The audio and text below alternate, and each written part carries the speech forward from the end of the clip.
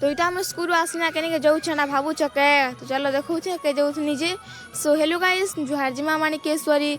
तो मुझे next blog रे कही जे बस्ता सब सिलौले मोर बापा और मोर माँ करी देखुच। तो यहाँ से देखु केते लम्बा अच्छे पूरा सब छेकुछन जे गाय मैंने नहीं खाइबे बोली करी केते लम्बा बो देखेला तो मोर काम नहीं कला एत लम्बा मोर बापा सब सिलदेले के बोली करी। तो यहाँ जब मुझे कॉन्टाक्ट नंबर दें बोली कही तो देख कॉन्टाक्ट नंबर तले दे जहाँ जरूरत अच्छे बोले तो कॉन्टाक्ट करबे। आ खूब चाचार खलिदना मशीन देखुच। तो यहाँ सब केते बना होचे जे इटा आगुटे नेक्स्ट ब्लॉग देखा केनता खली मने अच्छे केनता कलर केनता डिजाइन केनता रंगी वाला कलर मने तो सब देखा खलिदना गोटे नेक्स्ट ब्लॉग रे कांच बोले सेटा गोटे क्वार्टर सब रखा ही बना ही करी देखुच। तो यहाँ सब बनाऊछन सब दना मने केनता सुंदर सुंदर वाला अच्छे सब इटा अच्छे।